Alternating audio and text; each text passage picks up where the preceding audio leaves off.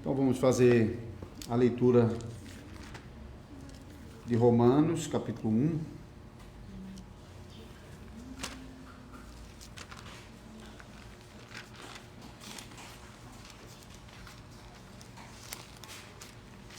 Vamos começar a leitura a partir do versículo 18.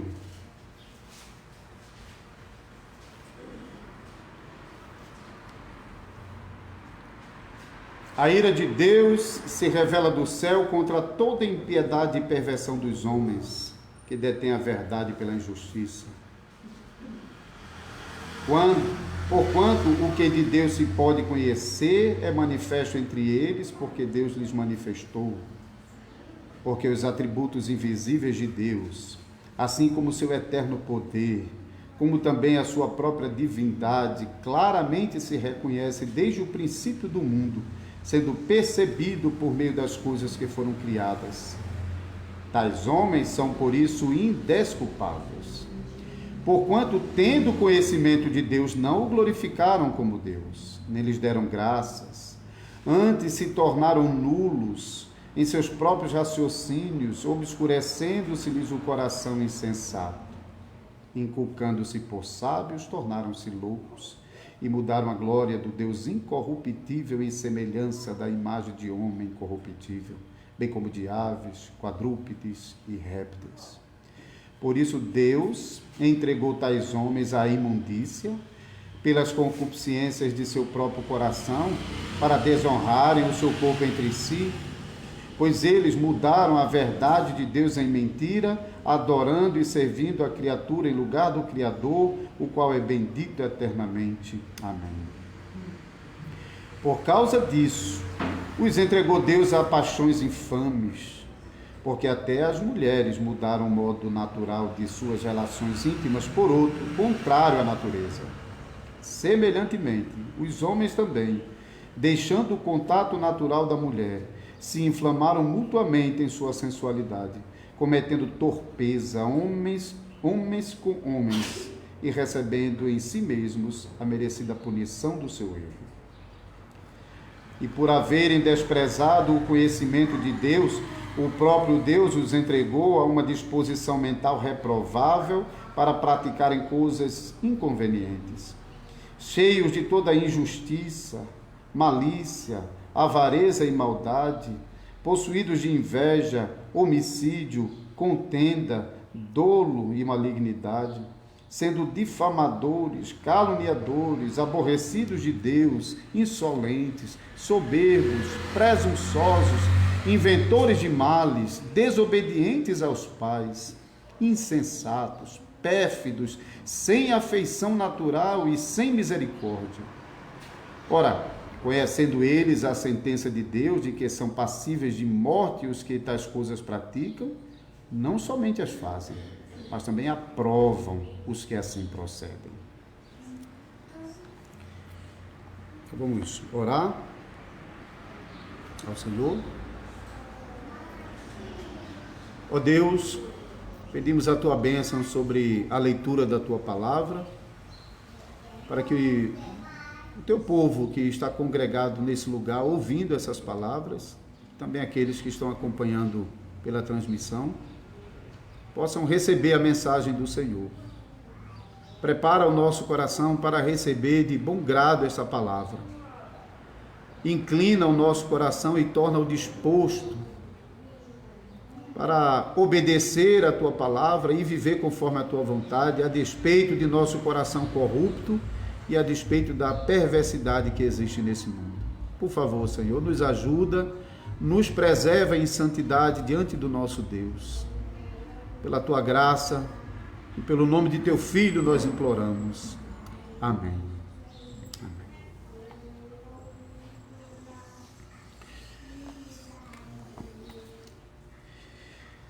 Irmãos e irmãs no Senhor Jesus Cristo, Deus pune pecadores. Isso é o resumo dessa leitura que nós encontramos no versículo 18. Também com base na leitura e particularmente no versículo 18, ouçam a pregação da palavra de Deus com o seguinte tema: do céu vem a ira de Deus contra os pecados dos homens. O apóstolo Paulo, que escrevera a carta aos Romanos, não foi o missionário que iniciou os trabalhos em Roma e que fundou uma igreja cristã em Roma, que naquele momento era a capital do mundo. Apesar disso, o apóstolo Paulo está muito feliz porque ele toma notícia de que o evangelho já havia alcançado o centro do mundo, Roma, e lá já havia se estabelecido uma igreja cristã. E ele mostra essa alegria pela conversão dos irmãos, pela fé dos irmãos, dos versículos 1 até o versículo 17, inclusive demonstrando o desejo forte de em algum momento ir visitar esses irmãos e compartilhar também com esses irmãos o evangelho. E então, depois dessas palavras iniciais, o apóstolo Paulo começa então a tratar do assunto da ira de Deus contra a impiedade e perversão dos homens, fosse ele judeu ou gentio. Diante de Deus não há uma distinção. Paulo vai cada vez mais deixar claro que diante de Deus todos são pecadores, até mesmo os judeus que tinham a lei.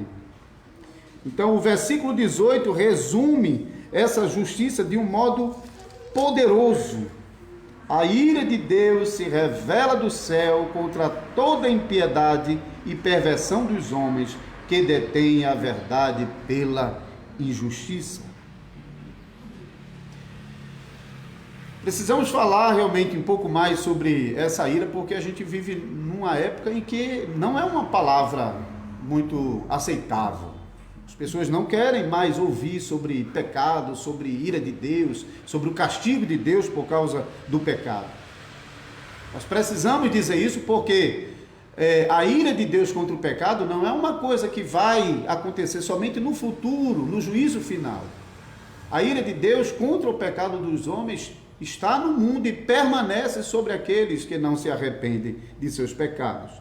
Então, da mesma forma que conhecemos o amor de Deus agora em meio aos nossos pecados, também aqueles que desprezam o amor de Deus provam da ira de Deus já nessa vida. Então, Deus revela o seu amor, mas também a sua ira na criação de todas as coisas, mas particularmente na palavra que nos foi revelada. E os homens têm esse testemunho. Versículos 19 e 20 mostra claramente que Deus não deixou a humanidade sem o testemunho da sua divindade, da sua glória e, portanto, do seu amor revelado por meio do seu propósito de relacionamento com a sua criação. Mas hoje em dia as pessoas querem ouvir sobre amor, não querem ouvir sobre justiça. Não quero ouvir sobre castigo. O amor deve ser espalhado, o amor deve ser ensinado em seus múltiplos aspectos. O amor deve abranger todas as áreas, todos os relacionamentos. Então, nesse ambiente onde as pessoas estão predispostas a ouvir falar sobre amor de toda a natureza, então, ouvir sobre a ira de Deus contra o pecado realmente parece uma coisa desconforme. Realmente que isso não combina com o mundo que nós vivemos. Então, muita gente está incomodada mesmo de ouvir sobre isso. E, às vezes, fugindo mesmo e tentando calar a voz profética da igreja para que a igreja não denuncie o pecado dos homens e, consequentemente, o juízo de Deus contra esses pecados. Porque os homens, fugindo de ouvir o evangelho, permanecem em seus pecados e neles perecerão. Isso é o plano do diabo mesmo. Fazer a igreja se calar e fazer com que a igreja comece a seguir a voz do mundo. Talvez vocês recentemente tenham ouvido alguma coisa ou lido alguma coisa sobre um pastor evangélico bem conhecido nas redes, Ed Renekiewicz, que foi a público para dizer que a Bíblia precisa ser atualizada. A Bíblia, segundo ele, não fala mais a linguagem do nosso tempo. Não usa a terminologia plausível para alcançar todas as pessoas de nossa época. Uma das coisas que ele afirmou na entrevista que deu a um grande portal é que a definição de amor precisa incluir relacionamentos, por exemplo, homossexuais. E ele diz: precisamos tirar os homossexuais do inferno. Fala dele. Então, essas pessoas estão ávidas por mudar a Bíblia. Mas por quê? Por acaso Deus mudou? Por acaso Deus não é mais aquele que é absolutamente santo? Como os serafins diante do trono estão clamando dia e noite, será que eles pararam, interromperam? Eles não falam mais?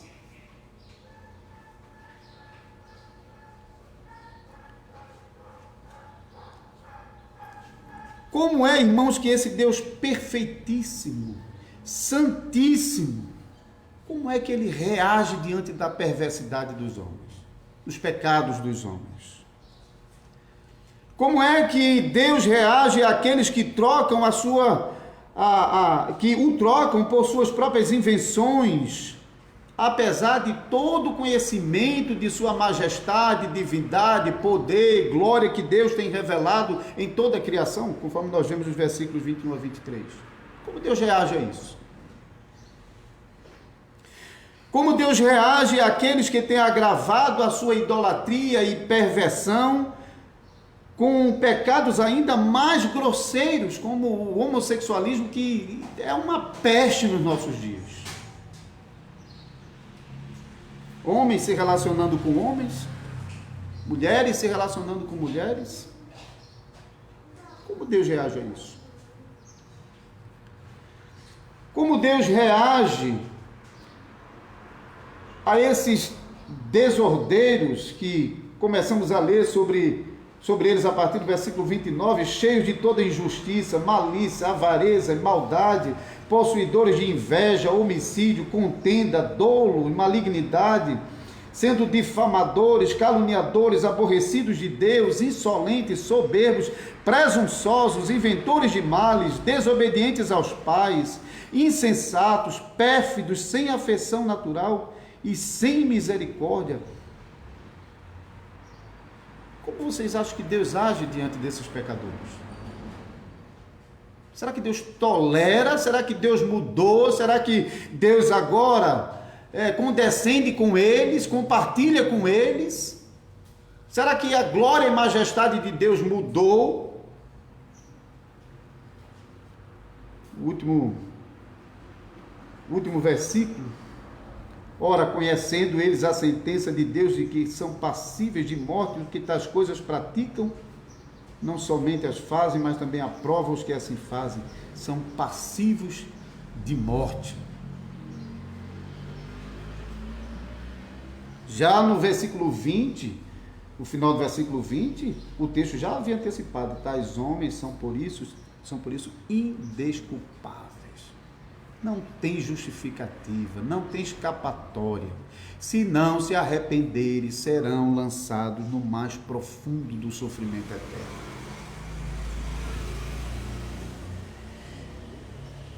Deus, irmãos, não está contente com esses pecadores. Deus está triste e está irado com esses pecadores.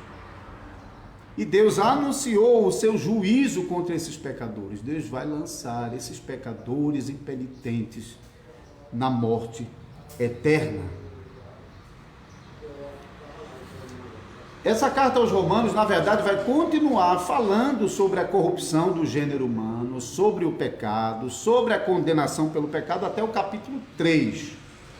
Uma mudança você só vai encontrar no versículo 21 do capítulo 3. Lá você vai encontrar um mais agora, ou seja, depois de descrever todo o juízo de Deus que paira sobre a raça humana por causa dos seus pecados.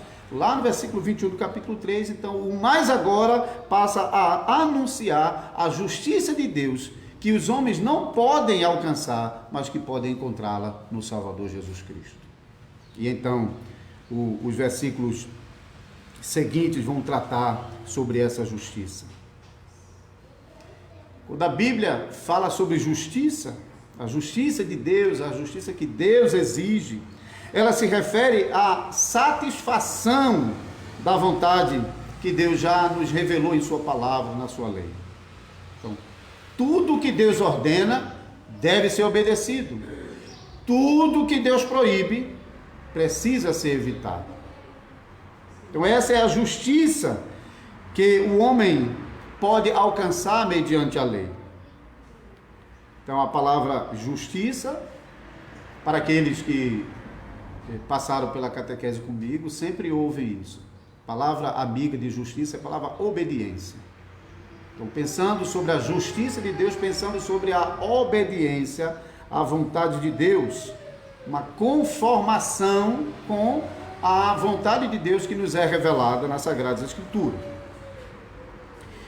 Também faz parte da justiça de Deus punir os pecadores que não obedecem à sua vontade. Não há justiça onde o pecado não é punido. Não há justiça onde pecados ficam impunes.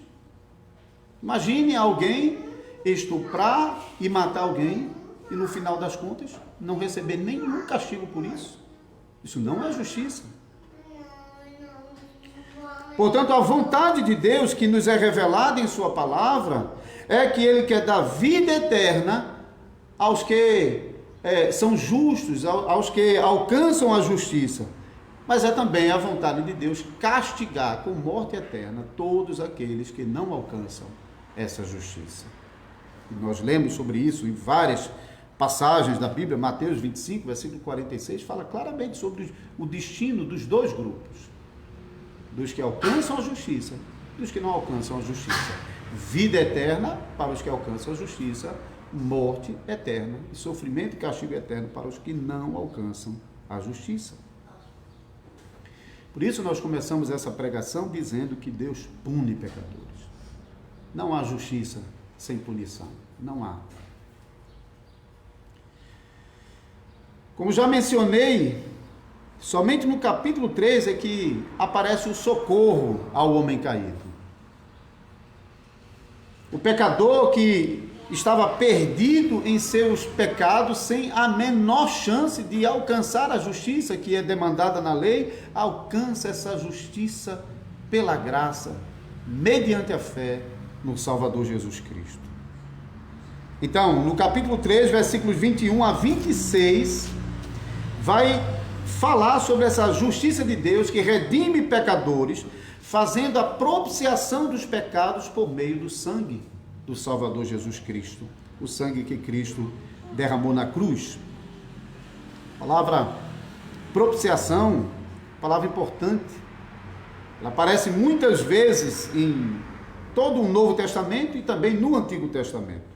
Às vezes, especialmente no Antigo Testamento, para se referir à tampa que cobria a arca, é chamada de propiciatório, porque o sangue do animal era aspergido sobre a tampa de modo a cobrir completamente a tampa do propiciatório, indicando assim que os pecados do seu povo estavam perdoados.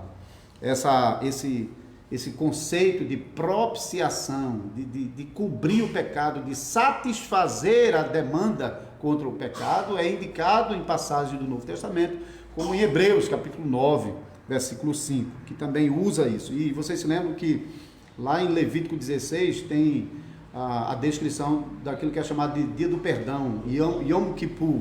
A palavra Kippur é justamente cobrir, é de onde vem também essa palavra para propiciatório. Propiciar, então, significa satisfazer a Deus em sua exigência ou aplacar a ira de Deus contra os pecados e desobediência dos homens. Muitas pessoas hoje criticam essa linguagem, sabe? Não sei se vocês já leram sobre isso.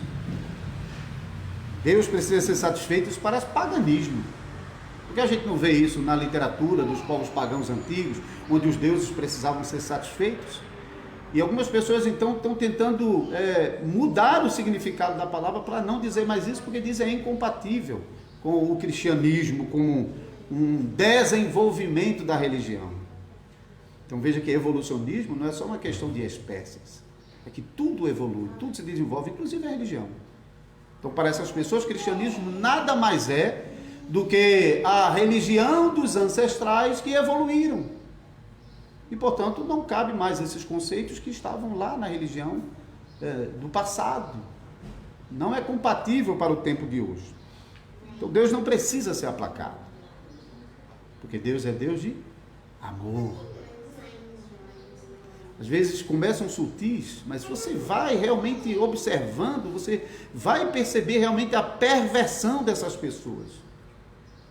E elas não estão do lado de fora lá, elas estão nos púlpitos das igrejas ensinando essas heresias.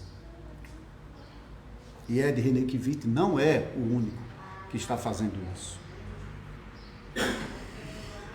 Mas a linguagem bíblica não tem nada a ver com aquela ideia das religiões antigas de aplacar a ira de deuses caprichosos.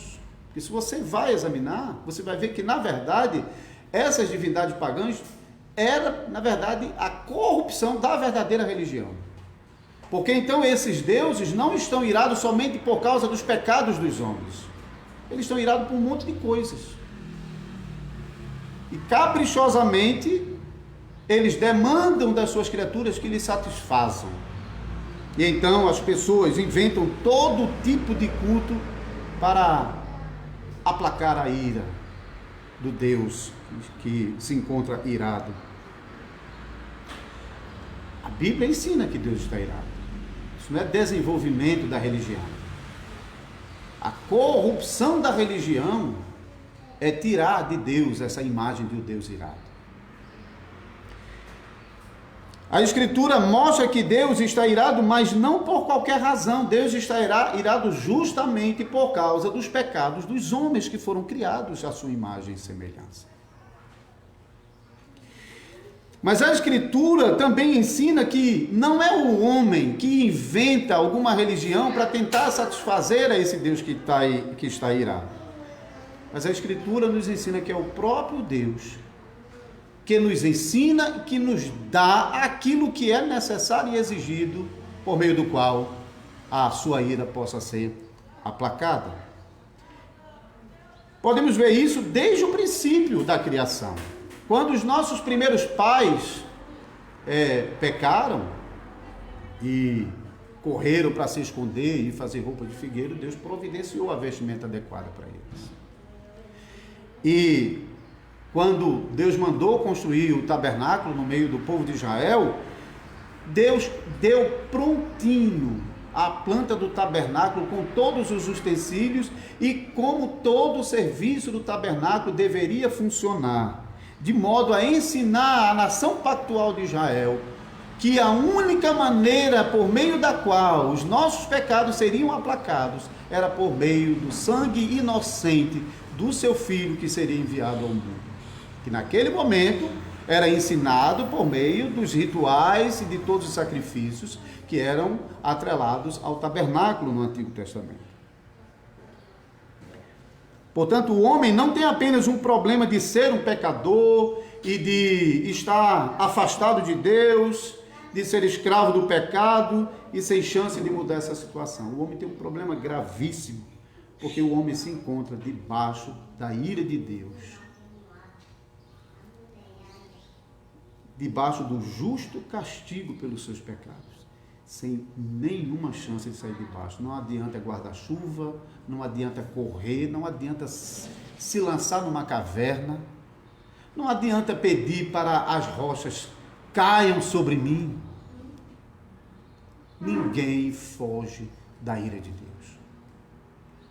Não adianta o pecador passar a vida inteira dizendo que Deus não está irado, que Deus é Deus de amor, que Ele não vai fazer nada. Porque isso não ajuda os pecadores a alcançar a graça e o perdão dos seus pecados. Se o pecador quiser escapar desse castigo, A saída não é tentar fugir de Deus, nem desfazer a imagem de um Deus irado, nem tratá-lo como injusto por punir o pecado dos homens, porque a reputação de Deus como justo juiz é inabalável. Não pode ser desfeita com a acusação de pecadores que estão acumulados de pecados até o pescoço. O pecador não pode atingir Deus com suas acusações, podem perturbar a nós, que quando ouvimos essas falas, às vezes dá uma angústia no coração, como pessoas têm a ousadia de se referir a Deus dessa maneira. Se o pecador quer escapar do castigo, ele tem que satisfazer a Deus, a exigência de Deus. Ele deve obedecer a Deus em tudo que Deus ordena em sua palavra. Ele deve pagar a Deus a glória e a gratidão que lhe é devido.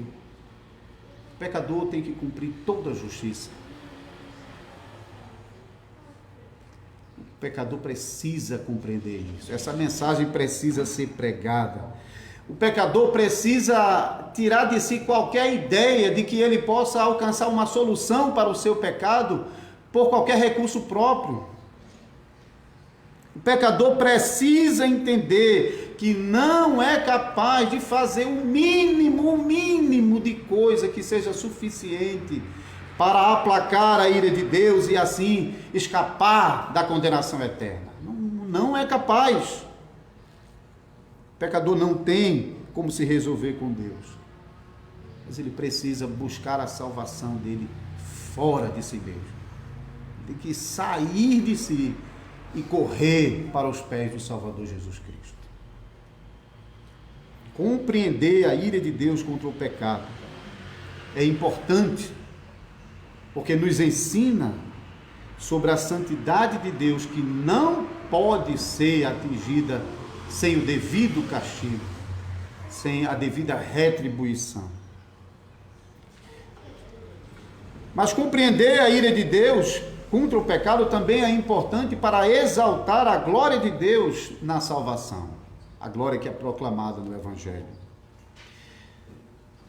Porque o Evangelho de Deus não é um evangelho barato que está sendo pregado por homens como esse Ed Redekiewicz, um evangelho que, na verdade, é só uma ajudinha, uma forcinha, para que pecadores que nem fizeram coisas tão graves assim contra Deus, para que eles possam ganhar o amor de Deus, ser abraçado por Deus e assim serem salvos do pecado, para aqueles que ainda falam em pecado.